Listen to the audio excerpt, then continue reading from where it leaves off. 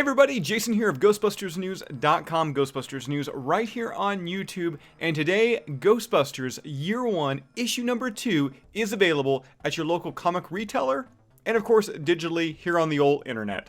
And I thought today we'd take a quick look at Issue Number 2 of Ghostbusters Year 1, because I strongly feel that it is one of the single greatest Ghostbuster comics IDW has ever released. Now for those that didn't pick up Ghostbusters Year 1, Issue Number 1, independent author Rebecca Morales is putting together a piece on the Ghostbusters, and she's interviewing everybody connected to the happenings in 1984.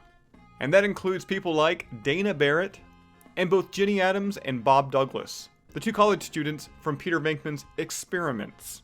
We also see other familiar faces, like Dean Yeager, the administrator of the New York Public Library, and my favorite, the librarian.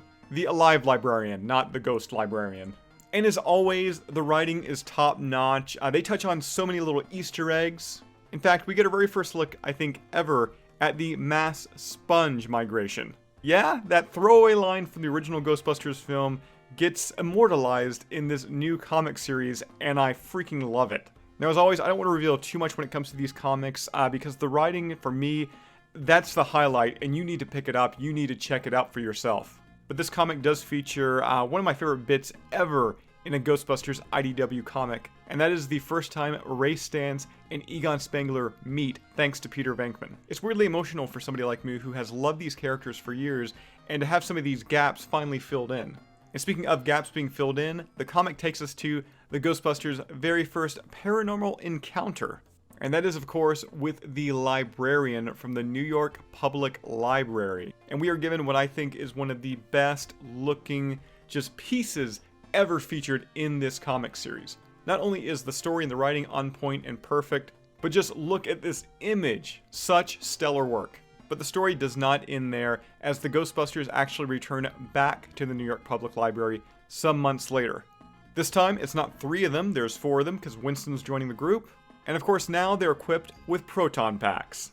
We even get these flying books, which is definitely a nod to Ghostbusters the video game, with the Busters eventually squaring off toe-to-toe with the Grey Lady, Eleanor Twitty.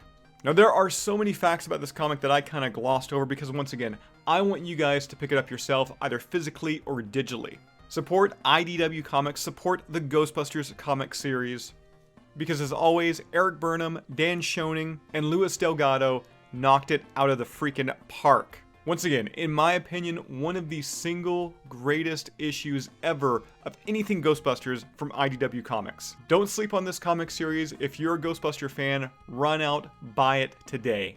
And that is all I've got for you here right now. GhostbustersNews.com, Ghostbusters News right here on YouTube. Be sure to hit that subscribe button. Be sure to bust that bell icon, and I will see everybody right back here next time.